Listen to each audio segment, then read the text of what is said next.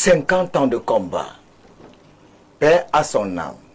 C'est une situation macabre, fracassante et unique ici qui accable désormais la famille de M.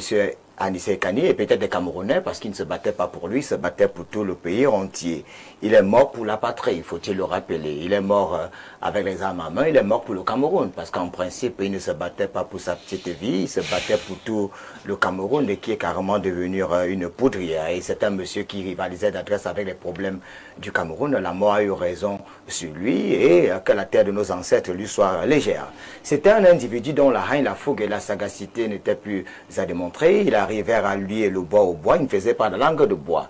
Et c'est quelqu'un qui disait tout haut ce que nous pensons tout bas. Président du Madiden, il faut rappeler que le Madiden, c'est une excroissance de l'UPC. Tout à fait. Moi-même, mon grand-père était UPCiste, donc je peux compatir à ce qui arrive parce que mon grand-père a été brûlé à cause de l'UPC, parce qu'il était aussi un combattant. Il y a eu des gens qui se sont battus pour notre pays et l'histoire ne raconte pas cela parce que dans notre pays, les héros étaient des villageois de l'histoire, les villageois étaient des récalcitrants de l'histoire. On n'arrive pas toujours à ressasser notre histoire, même pour nos enfants. Aujourd'hui, quand vous prenez un enfant de la 6e, ou du coup, vous lui demandez qui étaient les héros de la nation, on va vous prendre des fossoyeurs de la République, présenter, et ceux qui sont morts pour la nation, on ne parlera pas d'eux. Si on avait été en France, par exemple, il aurait été enterré au Panthéon. Vous savez, le Panthéon, c'est là où on a mis des gens comme Aimé Césaire, on a mis des grands écrivains, des personnes qui ont marqué l'histoire de la nation. Mais au Cameroun, on n'a pas un cimetière pour des héros.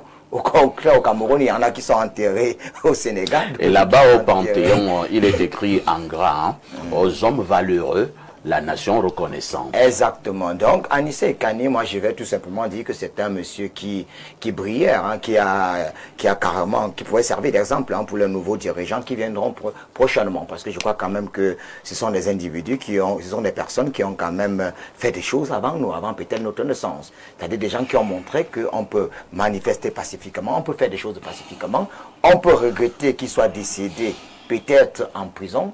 Je profite de l'occasion pour dire au président de la République, est-ce qu'il n'est pas nécessaire pour dans la logique d'apaisement, de faire sortir tous ceux-là qui ont manifesté.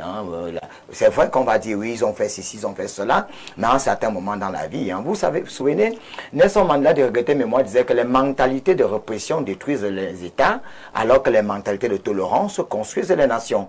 Quand on a sorti Nelson Mandela de prison, il aurait pu s'acharner sur les Blancs, non? Et tuer tout le monde.